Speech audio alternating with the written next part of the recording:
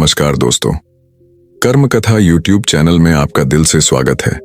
ये बात उन दिनों की है जब गौतम बुद्ध मरवन में अपना समय व्यतीत कर रहे थे। इस समय तक बुद्ध की प्रसिद्धि दूर दूर तक फैल चुकी थी।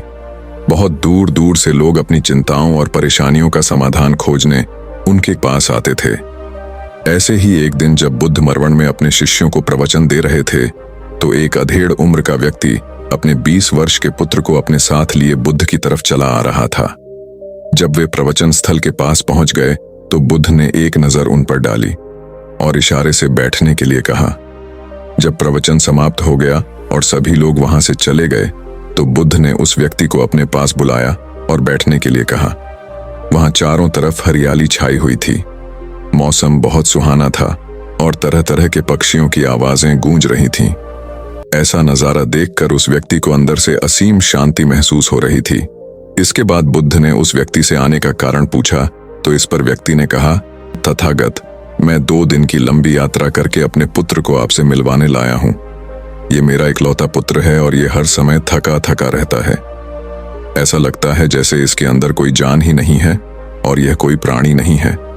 इसका स्वभाव भी काफी चिड़चिड़ा हो गया है। अगर हम इससे कुछ भी कहते हैं तो यह हमारी छोटी छोटी बातों पर गुस्सा हो जाता है। इसके देखने की क्षमता भी उम्र से पहले ही कमजोर हो गई है और इसके बाल भी सफेद पड़ने लगे हैं। इतनी कम उम्र में इतनी बड़ी उम्र का लगना मुझे तो कुछ समझ नहीं आ रहा। किसके साथ हो, क्या रहा है तथागत? मैं अपने पुत्र के स्वास्थ्य को लेकर बहुत चिंतित हूँ। जब मैं अपने पुत्र को वैद्य जी के पास लेकर गया तो उन्होंने कुछ औषधि दी और कहा, अपने पुत्र को तनाव कम लेने के लिए कहो। वो अपने दिमाग में बहुत अधिक तनाव लेता है, इसलिए उसकी ऐसी हालत हो गई है। लेकिन मुझे उनके बहुत समझाने के बाद भी तनाव का मतलब समझ नहीं आया। मुझे नहीं पता कि तनाव होता क्या है, यह किन कारणों से आता है और उसे कैसे अपने पुत्र के दिमाग से निकालूं। लेकिन मुझे सबसे पहले तो ये समझना है कि तनाव होता क्या है। इसीलिए तथागत मैं आपके पास आया हूं। कृपया आप मेरी समस्या का समाधान कीजिए। ये सुन बुद्ध उसके पुत्र को बड़े ध्यान से देखते हैं।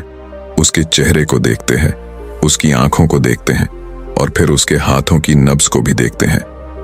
यह सारी विधि करने के पश्चात बुद्ध उस व्यक्ति से कहते हैं, तनाव लेना तो कोई नहीं चाहता, लेकिन फिर भी यह तनाव लोगों के दिमाग को दीमक की तरह पकड़ लेता है और व्यक्ति जान भी नहीं पाता कि वह तनाव में जी रहा है। लेकिन अगर व्यक्ति तनाव के कारणों को अच्छे से समझ लेता है और तनाव के बारे में कोई ऐसा पैमाना बना लेता है जिससे वह जान सके कि वह कितने तनाव में है, तो वह इस समस्या का समाधान भी खोज सकता है। सबसे पहले तो तुम ये समझो कि तनाव होता क्या है। जब भी कोई व्यक्ति कोई काम कर रहा होता है लेकिन उसका मन कहीं दूर भटक रहा होता है, कल्पनाओं में होता है, तो उसके शरीर और मन के बीच एक दूरी पैदा हो जाती है। यह दूरी जितनी अधिक होगी, व्यक्ति उतनी ही ज्यादा बेहोशी की अवस्था में होता है और शरीर व मन के बीच की इसी दूरी और इसी खिंचाव को तनाव कहा जाता है। आखिर कोई पसंदीदा खेल खेलने के बाद व्यक्ति चुस्ती और प्रसन्नता से क्यों भर जाता है, जबकि उसने तो अपने शरीर को थकाया है।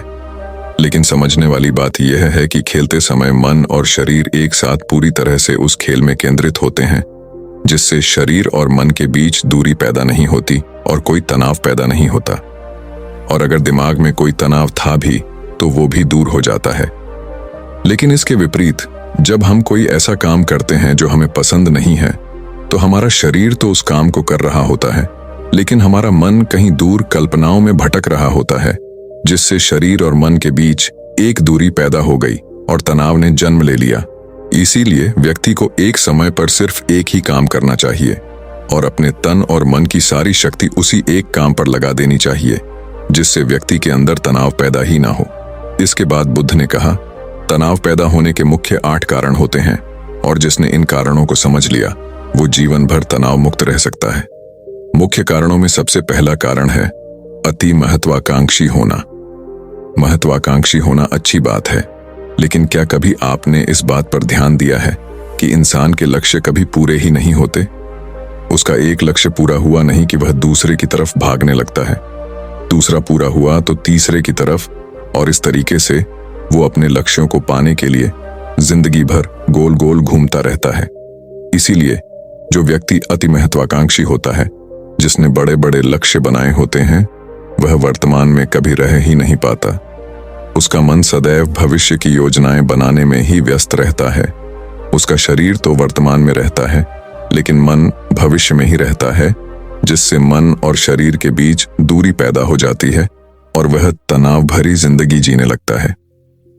बुद्ध के मुंह से यह बात सुन उस लड़के ने कहा, बुद्ध, तो फिर इसका मतलब है कि हमें लक्ष्य नहीं बनाना चाहिए, क्योंकि लक्ष्य बनाना भी तो महत्वाकांक्षा ही है।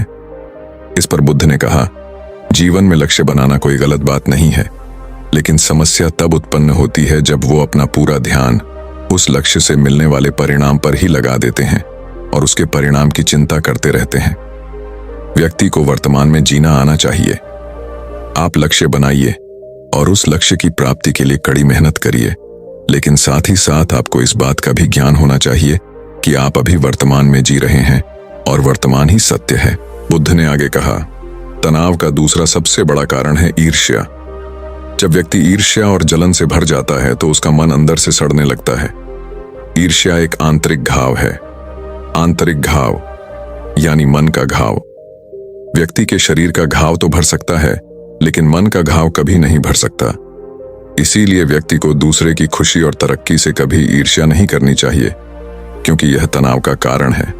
इसके बाद बुद्ध ने तनाव का अगला कारण बताते हुए कहा कि आरुषिपूर्ण काम करने से भी मन में तनाव पैदा होता है। जो काम करना हमें पसंद ही नहीं है, जिस काम में हमारी रुचि ही नहीं है, उस काम में हमारा मन लग ही नहीं पाएगा।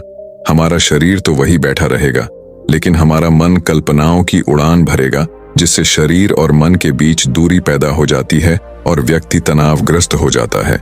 इसीलिए इंसान को हमेशा अपनी रुचि के अनुसार ही कार्य करना चाहिए।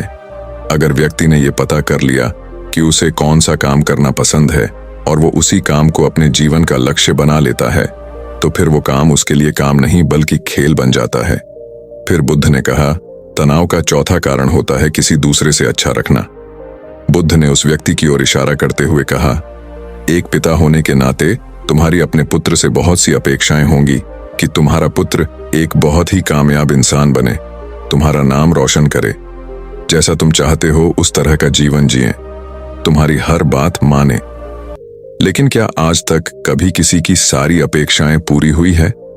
जब भी कोई व्यक्ति किसी दूसरे से कोई अपेक्षा रखने लगता है तो वो अनजाने में अपने लिए तनाव पैदा करने लगता है।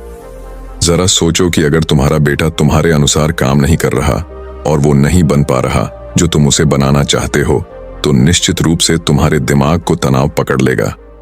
तुम तनाव से भरा जीवन जीना शुरू कर दोगे और इस तनाव के बस में आकर तुम ऐसा व्यवहार करोगे, ऐसी बातें करोगे कि तुम्हारा अपने पुत्र के साथ संबंध और भी खराब होता चला जाएगा।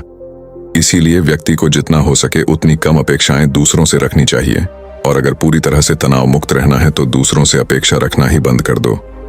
इसके बाद बुद्ध ने कहा कि शारीरिक कष्ट भी इंसान के तनाव का एक कारण होता है। जब व्यक्ति किसी शारीरिक पीड़ा से गुजर रहा होता है तो उसका पूरा ध्यान बस अपने उस शारीरिक दर्द पर होता है और वो पूरे दिन बस उसी के बारे में सोचता रहता है, जिससे उसका मन दुख के विचारों से भर जाता है और ऐसी स्थिति में व्यक्ति तनावग्रस्त रहने लगता है। ये सुन उस व्यक्ति ने कहा कि हे बुद्ध, शारीरिक दुख तो किसी भी व्यक्ति को हो सकता है, तो फिर क्या हुआ? व्यक्ति जीवन भर तनाव में ही जिएगा? इसका जवाब देते हुए बुद्ध ने कहा कि इंसान को ये बात समझनी चाहिए कि हमारा जीवन दुखों का आधार है। इसीलिए व्यक्ति ना चाहते हुए भी बार बार अपनी इस आदत का शिकार बन जाता है और काम को टालता रहता है, और फिर जब काम की समय सीमा पास आ जाती है तो वह तनाव से भरकर काम को पूरा करने का प्रयास करता है। इसीलिए तनाव मुक्त रहने के लिए व्यक्ति को काम को टालने की आदत छोड़नी पड़ेगी, और यह तभी संभव है जब व्यक्ति काम को समय से पहले खत्म करने का निश्चय करें। सबसे आखिरी और सबसे प्रमुख कारण जो तनाव का होता है वो है ज्यादा सोचना। लगातार सोचते रहना भी एक बीमारी है, और यह उस व्यक्ति में सबसे ज्यादा पाई जाती है जो कपोल कल्पनाएं करता है, जो अतीत की घटनाओं और भविष्य की बातों के बारे में सोचता रहता है, जो बेवजह के अनुमान लगाता रहता है। इसीलिए व्यक्ति को ज्यादा सोचने की आदत पर लगाम लगाना चाहिए। इसके लिए जितना हो सके खुद को काम में व्यस्त रखना चाहिए और हर दिन ध्यान का अभ्यास करने को अपने जीवन का हिस्सा बना लेना चाहिए। जैसे जैसे हमारा जीवन आगे बढ़ता है, इसमें दुख आते हैं, बीमारियां आती हैं, और फिर अंत में मृत्यु भी आती है, तो बीमारियां इंसान के जीवन का अभिन्न अंग है। कोई इनसे बच नहीं सकता। बस किसी किसी के जीवन में ये समय से पहले आ जाती है तो किसी के बाद में। आती सबको है। जब इंसान का मन इस बात को अच्छे से समझ लेगा तो फिर वह अपनी बीमारी के बारे में सोच सोच कर ज्यादा तनाव नहीं लेगा, क्योंकि यह हमारे जीवन का अभिन्न हिस्सा है और इसके लिए व्यक्ति को शारीरिक रूप से भी अभ्यास करते रहना चाहिए। अपने जीवन में व्यायाम और स्वस्थ जीवन शैली को भी जगह देनी चाहिए, ताकि उसका शरीर लंबे समय तक निरोगी रहकर सही से काम कर सके। तनाव का अगला कारण होता है अपनी योजनाओं को समझने के लिए समय न देना। कुछ लोगों के दिमाग में कोई विचार आया नहीं है कि वो बिना सोचे समझे उस पर काम करना शुरू कर देते हैं, और जब उस काम में उन्हें असफलता मिलती है तो वह तनाव से भर जाते हैं, क्योंकि उन्होंने उस काम को शुरू करने से पहले उसके बारे में पूरी जानकारी इकट्ठा नहीं की थी।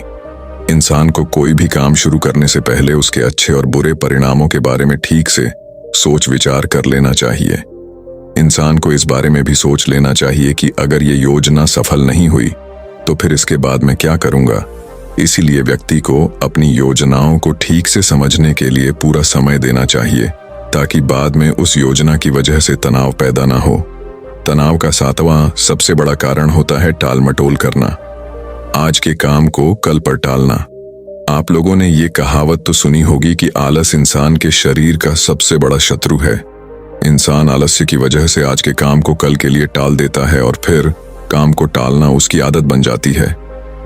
काम को कल पर टालने वाले व्यक्ति का काम कभी भी समय पर पूरा नहीं हो पाता, और अगर किसी तरह से पूरा हो भी जाता है तो वह उतना अच्छा नहीं हो पाता जितना अच्छा उसे किया जा सकता था, और फिर यह बात व्यक्ति के अंदर तनाव पैदा करती है।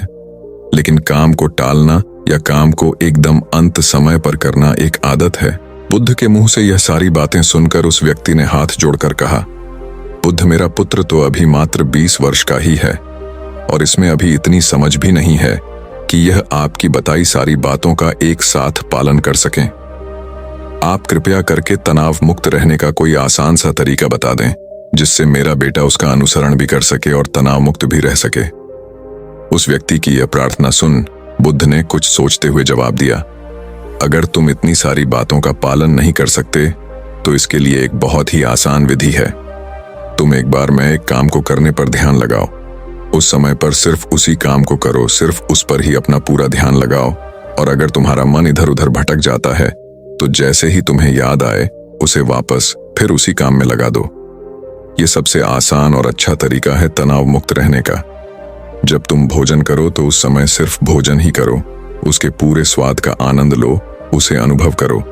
जब चलो तो अपना पूरा ध्यान सिर्फ चलने में लगा दो। इससे तुम्हारा मन और तुम्हारा शरीर दोनों एक जगह पर केंद्रित रहेंगे। दोनों के बीच दूरी पैदा नहीं होगी, जो कि तनाव का मुख्य कारण होता है। दोस्तों, आज की युवा पीढ़ी एक ही समय पर 2-2, 3-3 काम करने के आदी हो चुकी है, जैसे फोन पर बात करते हुए गाड़ी चलाना, खाना खाते हुए टीवी देखना या फोन चलाना, और फिर इनकी शिकायत रहती है कि मैं तनाव में जी रहा हूं, मेरा मन शांत नहीं रहता है, मैं चिड़चिड़ा सा हो गया हूं। जब कोई व्यक्ति एक ही समय पर 3-3 काम करेगा तो तनाव पैदा होना तो स्वाभाविक है, क्योंकि दिमाग तो एक समय पर पूरा ध्यान लगाकर सिर्फ एक ही काम कर सकता है। पूर्ण रूप से एक ही समय पर 2 कामों पर ध्यान कभी नहीं लग सकता। इसीलिए जहां तक संभव हो सके एक समय पर सिर्फ एक ही काम करने का प्रयास करें, वो भी पूरे ध्यान के साथ।